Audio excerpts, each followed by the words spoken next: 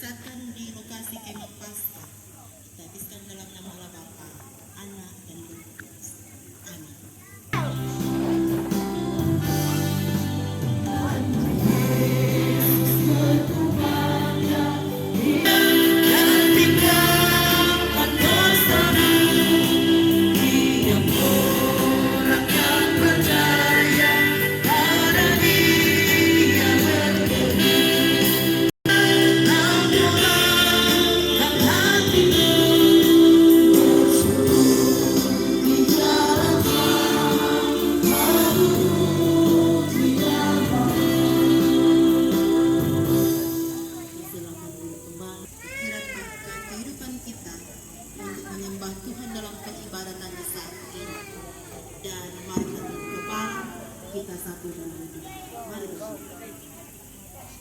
Bapa kami di dalam surga, kami akan bagikan betapa besar kasih dan penyertaan-Mu dalam kehidupan kami.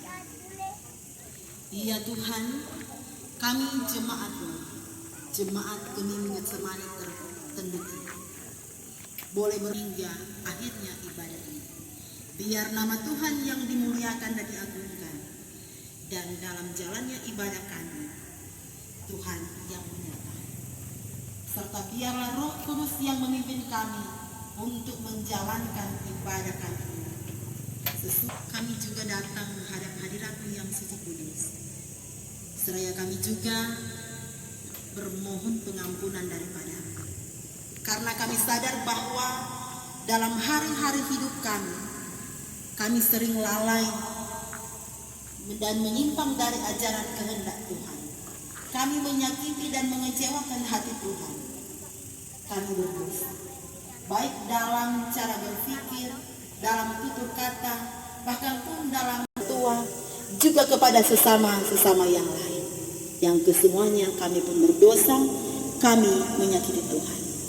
Ampuni kami Tuhan dari semua pelanggaran dan dosa yang Lukas pasal 22 ayat 24 hingga 38. Namun sebelum kita membaca, kembali kita tunduk kepala, kita berdoa. Kita berdoa.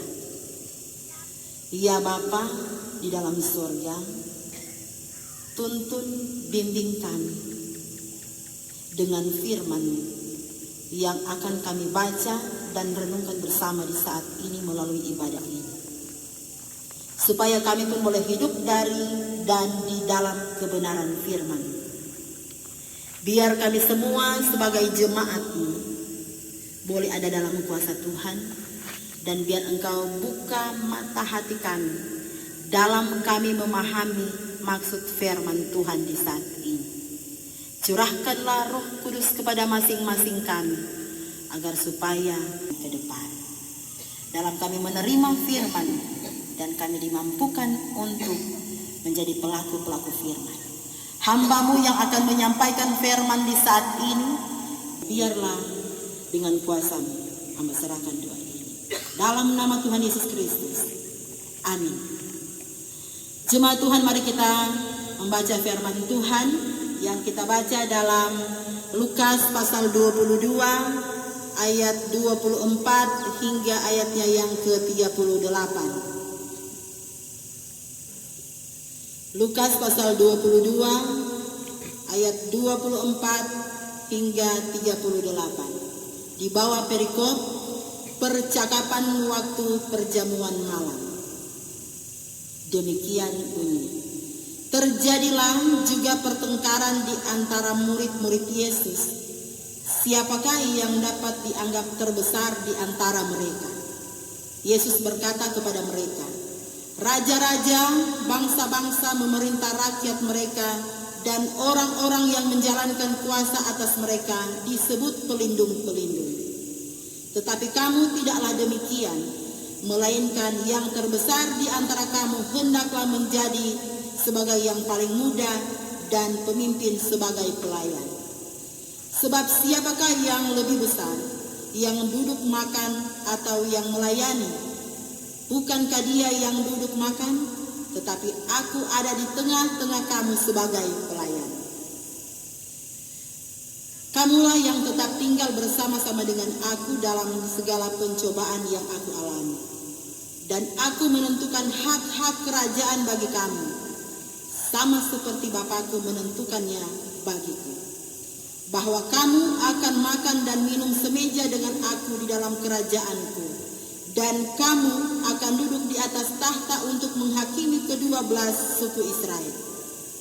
Simon, Simon, lihat iblis telah menuntut untuk menampi kamu seperti gandum.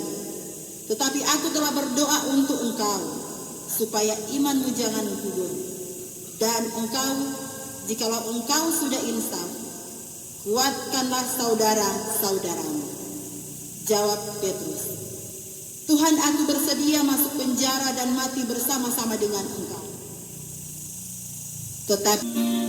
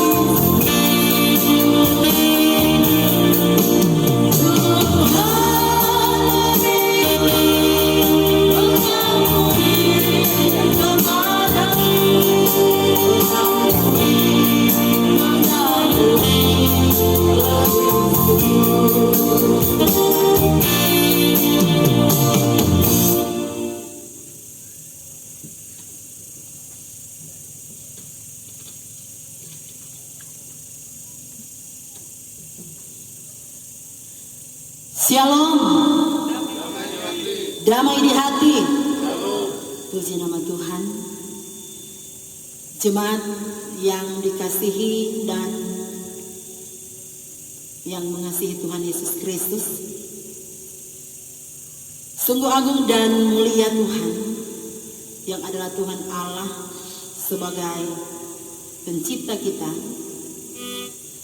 Dia tidak pernah membiarkan kita, Dia selalu hadir dan menuntun kita dengan firman-Nya. Bagian firman ini merupakan bagian firman yang memberitakan tentang percakapan dalam perjamuan malam menjelang kematian Yesus Kristus, di mana para murid kembali bertengkar soal kedudukan, soal siapa yang terbesar di antara mereka. Dalam ayat 24 jelas dikatakan. Nah, pertengkaran ini sudah terjadi, dipahami sepenuhnya oleh murid-muridnya. Makanya pertengkaran berkaitan dengan kebanggaan, prestise, dan gengsi. Oleh karena itu, Yesus meluruskan pemahaman para murid dan mengiring murid dalam pengertian pada konsep yang benar, meskipun sangat kontras dengan konsep mereka. Yesus katakan bahwa raja-raja, bangsa-bangsa rakyat, tetapi para murid Yesus tidaklah demikian. Yang terbesar di antara kamu hendaklah menjadi sebagai yang paling muda dan pemimpin sebagai dalam ayat yang ke-25 hingga 27. Yesus memakai kata paling muda karena pada masa itu orang yang paling muda usianya dipandang paling rendah dalam urutan hierarki dan keluarga dan masyarakat, bahkan dalam kehidupan sosial dan agama. Nah, di sini Yesus mengajarkan para murid untuk menjadi yang terbesar. Dan menjadi yang terbesar harus bersedia menjadi yang terendah. Maksudnya menjalankan fungsi sebagai pelayan.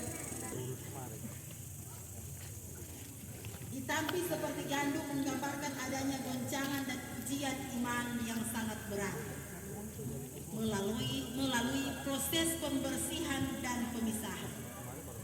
Namun Yesus memberi penguatan dan perlindungan kepada Petrus melalui doa. Dalam ayat 32, aku telah berdoa supaya imanmu jangan gugur. Kata iman yang selaras dengan kata benda, baik dalam bahasa Ibrani, emunah, dan dalam bahasa Yunani, pistis, yang memiliki arti sebuah keteguhan atau kesetiaan terhadap yang diimani, yaitu terhadap Tuhan Allah.